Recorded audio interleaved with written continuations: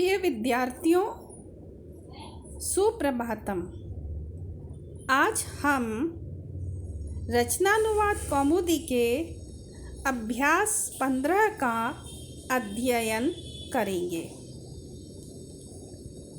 आशा है आपने अभ्यास 14 में दिए गए गृह कार्य को कुशलतापूर्वक संपादित कर लिया होगा।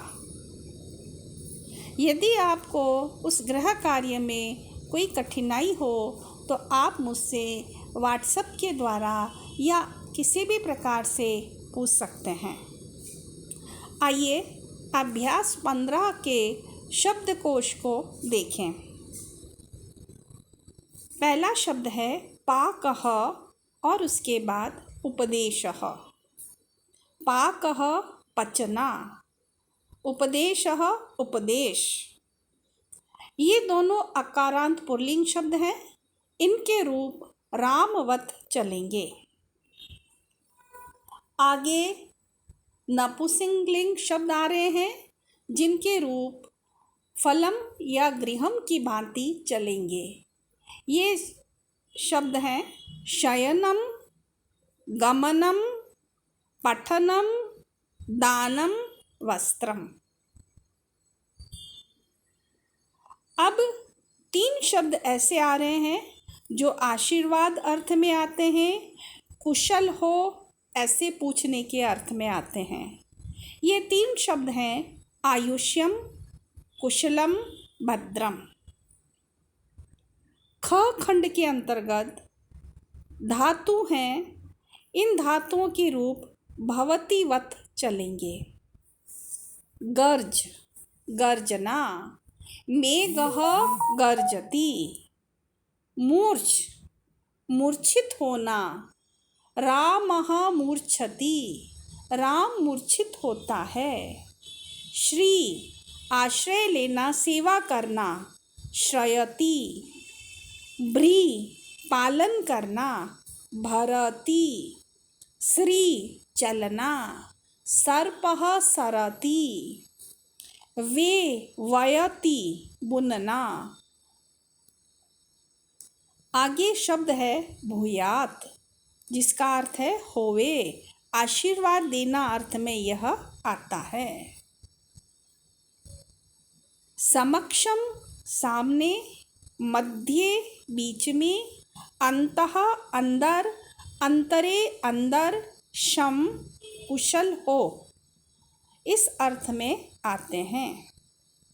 तुल्यः, सदृशः, समः, तीनों का अर्थ है तुल्य, समान।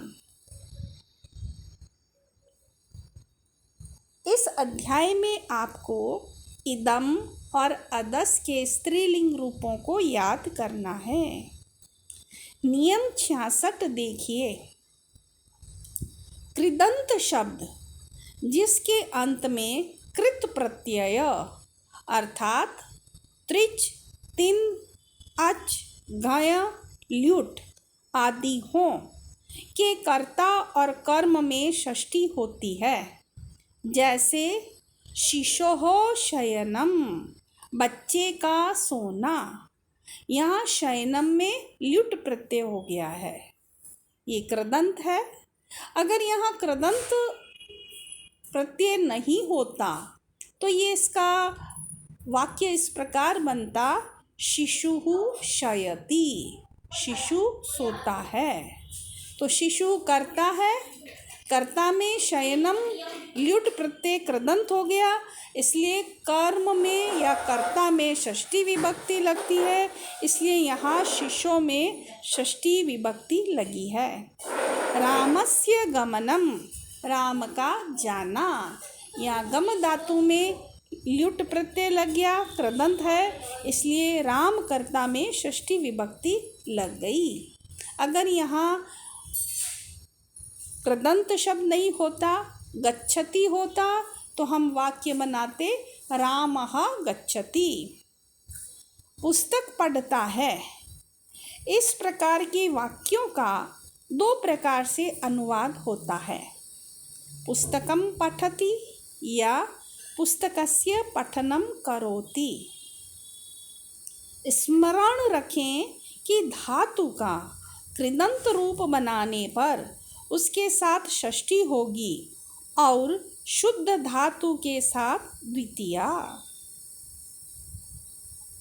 नियम 67 देखें।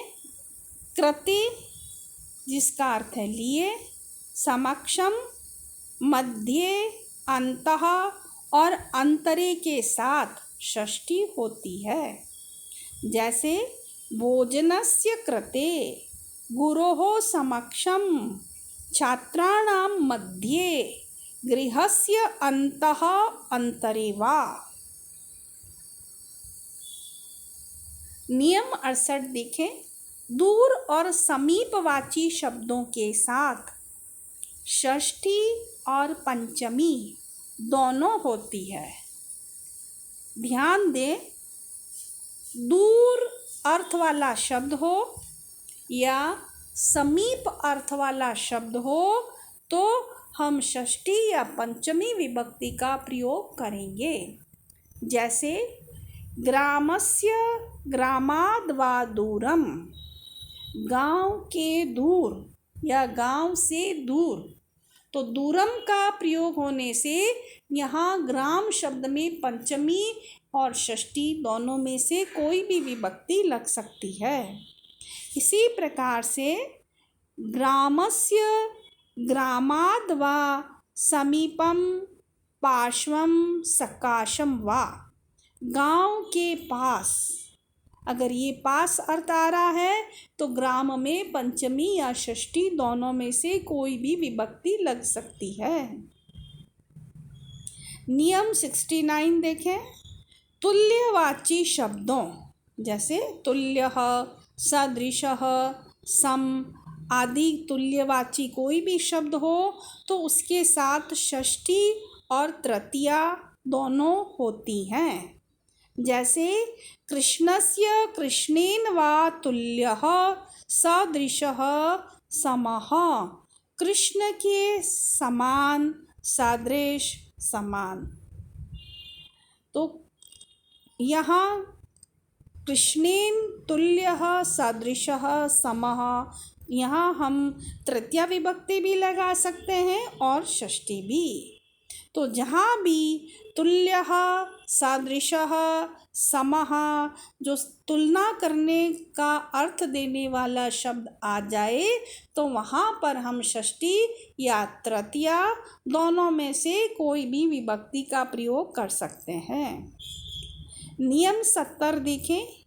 आशीर्वाद सूचक शब्दों आयुष्यम, भद्रम, कुशलम, सुखम, हितम, अर्थः, प्रयोजनम, शम, पथ्यम आदि के साथ षष्ठी और चतुर्थी दोनों होती है। आशीर्वाद सूचक कोई भी शब्द हो तो उसके साथ हम षष्ठी और चतुर्थी दोनों में से किसी भी विभक्ति का प्रयोग कर सकते हैं। जैसे कृष्णस्य कृष्णाय वा भद्रम, कुशलम, शम वा भूयात्। कृष्ण का भद्र हो, कल्याण हो, कुशल हो, मंगल हो। अगर हम ये इस तरह से कोई भी आशीर्वाद सूचक शब्द कहें तो उस शब्द का प्रयोग होने पर हम षष्ठी या चतुर्थी दोनों में से किसी भी विभक्ति का प्रयोग कर सकते हैं। इसलिए यहाँ पर कृष्ण शब्द में षष्ठी या चतुर्थी दोनों में से कोई भी विभक्ति लगा दी गई है। आप इदम शब्द का रूप स्त्रीलिंग में देखें। इदम का अर्थ है यह।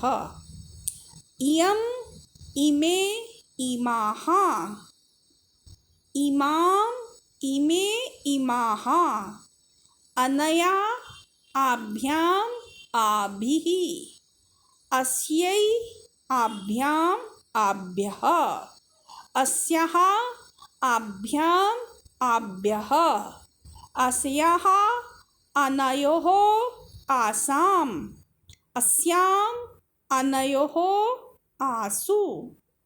आप इस रूप को कंठस्थ करें और उसके बाद बिना देखे लिखें और मुझे प्रेषित करें। अदस इसका अर्थ है वह। स्त्रीलिंग में भी इसके रूप आप कंठस्थ करें और उसके बाद आप उसको लिख कर देखें। आसौ, आमू, आमोहु, अमुम, आमू, आमोहु, अमुया, अमुभ्याम, अमुभि, अमुष्यै, अमुभ्याम, अमुभ्य, अमुष्यः, अमुभ्याम, अमुभ्य, अमुष्यः, अमुयोः, अमुषाम, अमुष्याम, अमुयोः, अमुषु। आइए अब हम कुछ उदाहरण वाक्य देखें। जैसे बच्चे का सोना, शिशोः शयनम। अगर यहाँ कृदंत प्रत्यय ल्युट् नहीं होता तो हम इस प्रकार वाक्य बनाते, शिशुः शयति, पुस्तकस्य पठनम, धनस्य दानम, भोजनस्य कृते, गृहस्य मध्ये अन्तः अन्तरे वा। हमने अभी पढ़ा था कि मध्य अन्तः अन्तरे, मध्य अन्तः अन्तरे इन शब्दों का प्रयोग होने पर षष्ठी विभक्ति लगती है, इसलिए यहाँ पर गृहस्य में षष्ठी विभक्ति का प्रयोग हुआ है। अस्याः समक्षम, समक्षम के योग में षष्ठी विभक्ति का प्रयोग होता है, इसलिए यहाँ हो गया अस्याः, इसके सामने। ग्रामस्य दूरात्, गांव से दूर।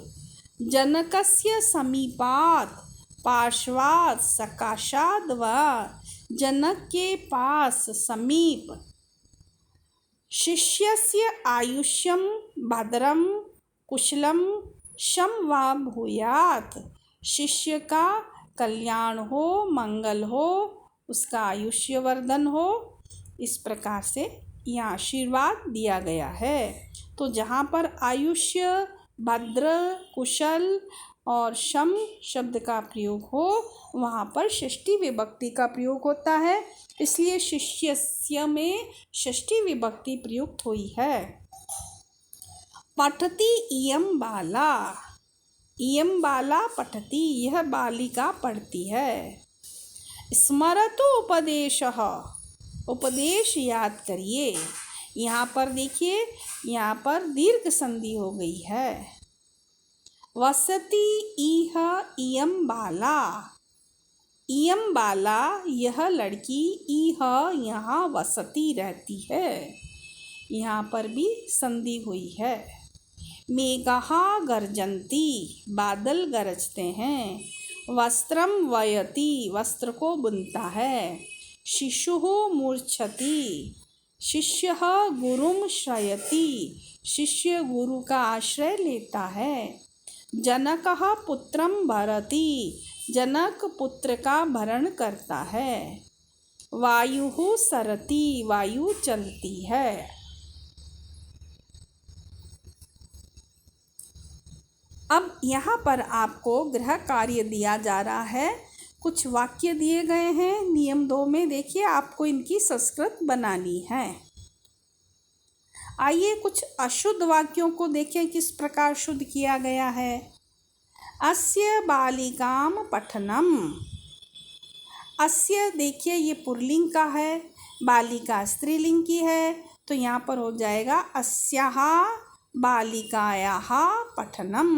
बालिकायाः किस लिए प्रयुक्त किया गया, क्योंकि आगे कृदंत पठनम शब्द आया है, इसलिए यहाँ पर कृदंत के योग में षष्ठी विभक्ति का प्रयोग किया गया है। तो अस्याः बालिकायाः पठनम। भोजनस्य पाकः अमुम रोचते,